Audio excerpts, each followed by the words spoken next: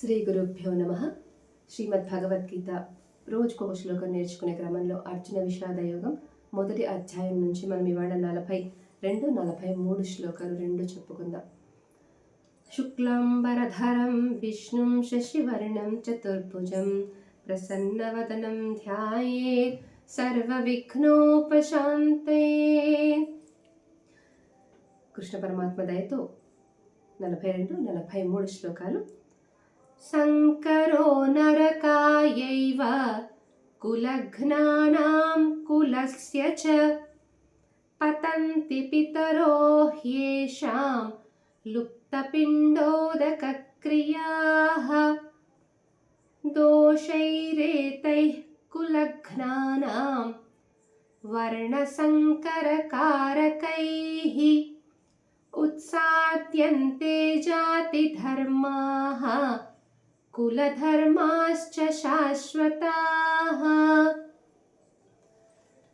అర్జునుడి ఆలోచన ఎంత విపరీతంగా ఉందంటే, సైన్యంలో చనిపోయినటువంటి సేనలకు ఇంకా కుల నష్టము, వంశనాశనము జరిగిపోవటమే కాకుండా వాళ్ళ ఇళ్లలో ఉన్నటువంటి ఆడవాళ్ళు కూడా అనేక రకాలైన దుష్టత్వానికి ప్రేరేపితులై వర్ణ సంకరాలు జరగటమే కాకుండా స్త్రీలు కూడా అధర్మ మార్గాన వెళ్ళిపోతూ ఉంటారు.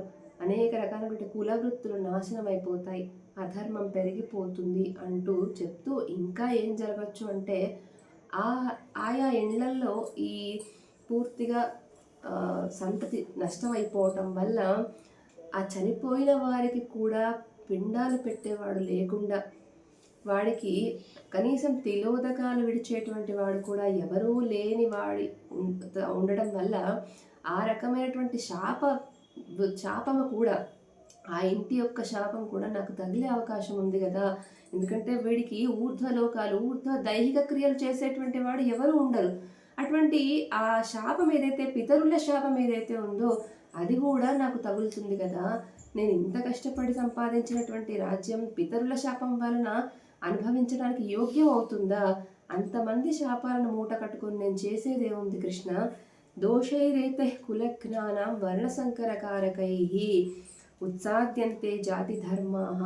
అనేక రకాలైనటువంటి ధర్మాలన్నీ కూడా లుప్తమైపోయిన తర్వాత, మనుష్యులే భూమి మీద కరువైపోయిన తర్వాత ఎవరి కోసం నేను సంపాదించినటువంటి రాజ్యము, ఎవరు చూసి సంతోషపడటానికి ఈ రాజ్యం అంతా కూడా, అటువంటి రాజ్యం నాకు వద్దు అని తెగేసి చెప్తున్నాడు అర్జునుడు. స్వస్తి.